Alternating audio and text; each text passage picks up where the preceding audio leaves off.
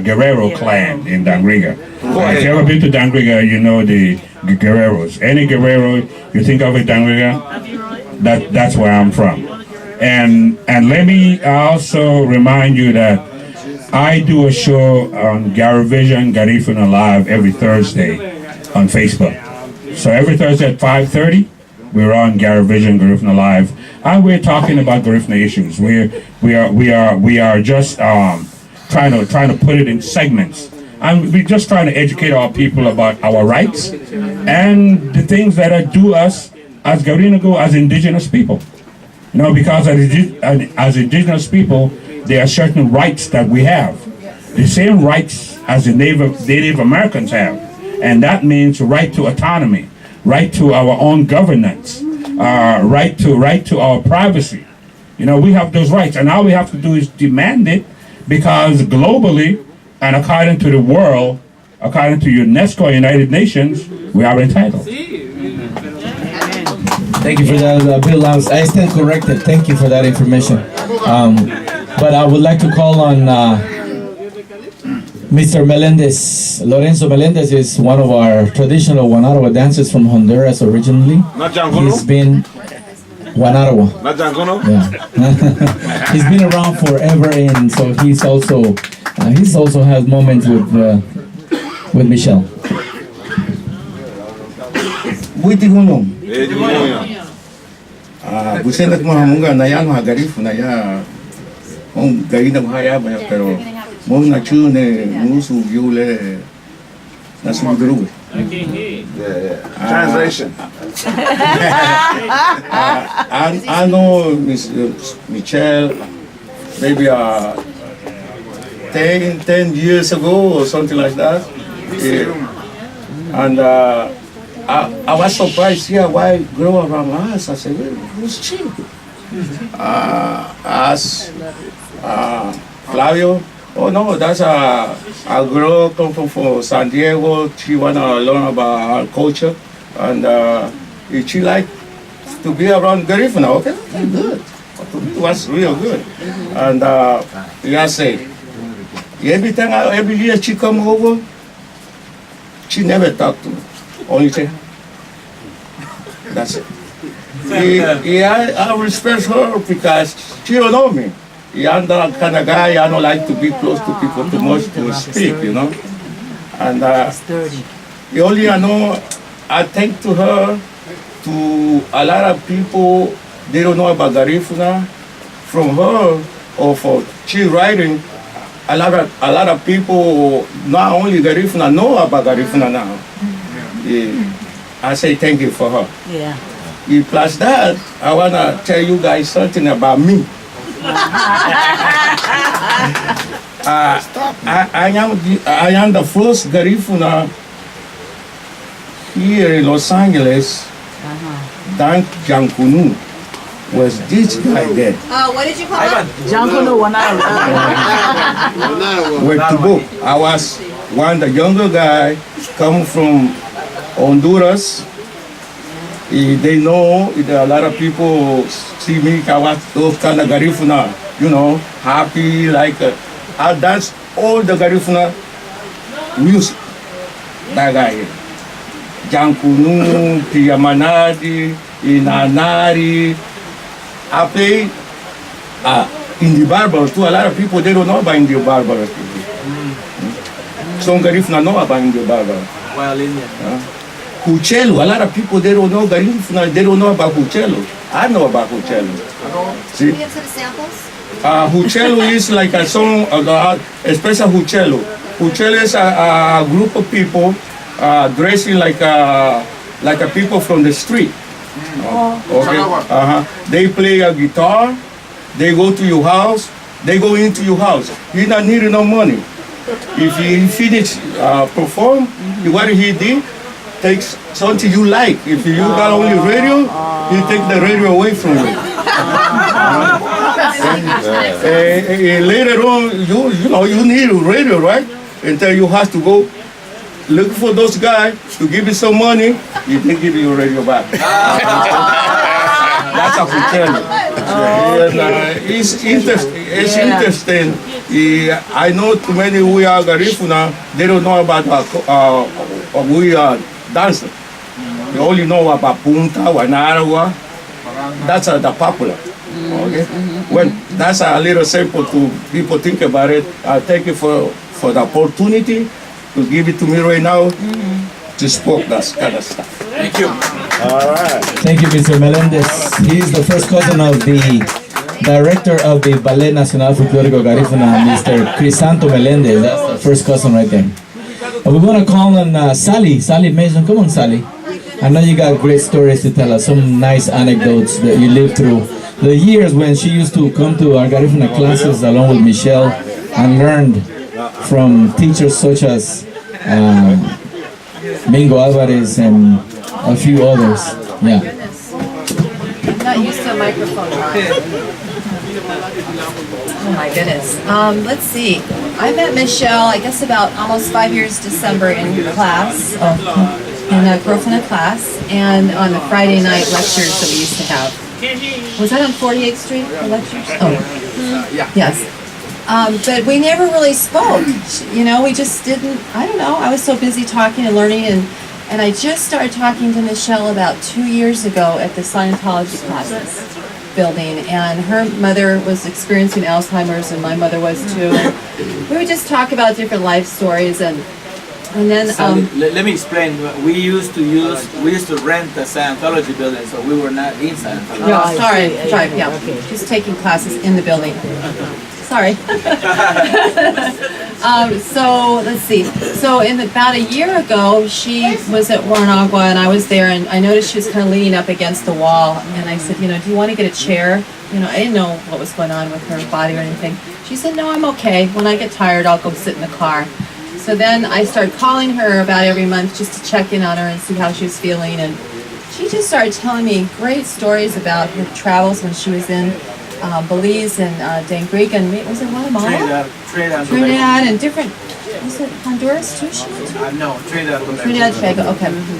And all the different foods, and because I was asking her different questions culturally about the men and the women and how they relate to each other, and she explained things to me a lot that I never learned from anybody else. And she was just so sweet and so humble. Like, I didn't know any of these things she did till I read the eulogy that you wrote. I didn't know any of it except for Smithsonian, because some of the band members that I work with Dua and Day, went there and they were so appreciative of what she did for them to get them there. I mean, they just talk about it all the time.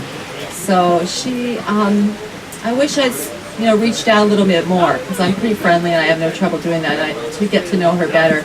But I feel like she was so sweet and kind and humble, never like wanted anything back from anybody. You know, she just really loved all the Garifuna people, and I know she's at peace now, and you know, rest on. Thank you. Thank you, Sally. Thank you, Sally. That was great. Now, there was times where I remember calling Michelle one time, and her sister answered the phone, and little did we know, Cheryl and I, that Michelle had moved from San Diego to go live with her sister because she couldn't deal with the pain of cancer on her own. So her sister was taking care of her in Arizona. And then eventually, around the end of last year, around December, January, we called again, because we called regularly to check up on her. And she said, thank you, Ronnie, for calling me. It was New Year's, actually. And I reached out to her, and she was so happy. And so we talked about the things that we have done. And she said, oh, I enjoyed the 19th of November celebration that you guys broadcasted live on Facebook. It was a very successful event. I commend you for what you guys do. You guys really, do what you're, supposed to do. And so I will continue to support you as much as I can. And she said, I'm not feeling too good. So the next time Cheryl called her, that was around January, at the end of January. By then, she was really sick. And Cheryl just told me, Ronnie, I called her and she said goodbye to me. I go, what do you mean? And she said goodbye to me. And I'm like, really? Did you hear that in her voice? Yeah, I heard that in her voice. It was saying goodbye. And so the following week I called and she was in a hospice already because the sister could not take care of her. It was just too much. And little did we know that by 22nd February, she had passed away. And a week later, we found out through my padrino, through Flavio Alvarez. He called me and he said, Michelle passed away. Surucia passed away. I go, no. He goes, yes. I go, no. And so it was hard, you know. So I called Michelle's phone, and her sister picked it up and she said, sorry, Ronnie, I want to apologize to you and your wife because I haven't really had the time to grieve and I haven't called anyone. And so not a lot of people know that she passed away. It's been a week already. So that's when we decided to put something together. And I called Georgette, and Miss Houston called me. She said, I want to be part of it. And I called Dr. Gill right away, immediately when I got that confirmation that she had passed away, and I called Mr. Clifford Palacio, and they are the board members of our nonprofit. And so I told them that we want to put something together, and thank you, doctor, for being here and for being part of this. As simple as it is, it means a lot to us because we all feel like she was bigger than a bigger part of us. So if anybody else wants to grab the mic and say something, Ellis? I was then. Come, Ellis. I know you had some close moments with Michelle during your drumming, during your visits to the house, or we get together. Michelle was cool with me, I was cool with her. That's it? Yes, sir. Itarala. Okay. Anybody else? Oh, Ivan. Come on, Ivan. You being part of the Wanarawa. Okay, so you want to leave it for later. Yes. Good night again. I have something to say regarding what Rai was saying. So, you're supposed to celebrate or give the support for the people when was they alive, you know, that was good, because sometimes when we are really gone, like Maga said, the flowers, we can't smell it no more. Well, we visit Michelle a couple, 3 times. Last year we went there 2016. In San Diego, my wife was still alive. We went to see her. That was the first time I found out she was sick. Excuse me. Then she was one who made a book for the Wanarawa. And she called me and she explained to me, I want to make that book for the Wanarawa, about the history of the Wanarawa. So that's the reason we traveled over there with Biola. We went 2 times again. We give her all the history. And she wrote it. I think that she had it in the computer. But I talked to Biola and said, I think that we know that book, she know I finished this book. So we don't know if she finished it or not. Maybe Ronnie can find out to her sister to ask her what is she have in that computer, because we give her all the information about the history of the Wanarawa. The way how the Wanarawa began, all those kind of stuff. We give it to her and she was really interested. I hope she made the book and she write it down and she have it there. That's what the thing I forgot to always tell you. Okay, thank you. Thank you so much. So come here, you want to say something? You want to sing a song? Okay. Okay, Doctor. So Dr. Gill again, and this time we're going to get him on video. I just want to say thank you for everybody for coming. I didn't realize how much Michelle has done for our cause. And I just want to make a little announcement. I'm going to Urome on the 8th of, well, the 1st of August to the 8th, I'm going on a medical mission, and that mission is to help our folks in Garifuna. So we have no excuse now because we have an international airport that we can fly directly from New York to St. Vincent. I was telling some of you here that in the past, I used to take me 3 days to get home, and now it's just, so it took me 6 days from back and forth. So now it's much easier, New York to St. Vincent. So don't wait. How many hours? How many hours? It's about 4 hours from New York. 4 hours from New York to Urome.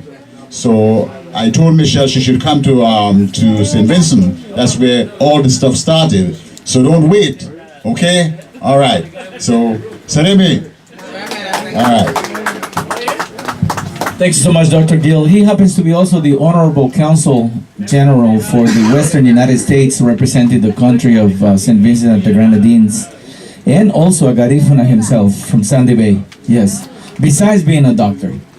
And one anecdote I have with Dr. Gill is that my wife, Cheryl, used to take Jalisa, our daughter, when she was a little child, to his clinic. Little did we know that he was actually part of the Garifuna. Yeah, that was years way before we found out that he was Garifuna. I have a bump on my back. It cannot go away. So we're gonna take a little break. We're gonna hear some music. Then we're gonna call on Mr. Pablito Guerrero next. He will play a couple of songs with his saxophone or say something, whatever he wants to do. So we got a couple of gospel songs that we want to hear. Okay. They have one of the girls inside the bed. She wrote me that she was doing something in Durban now.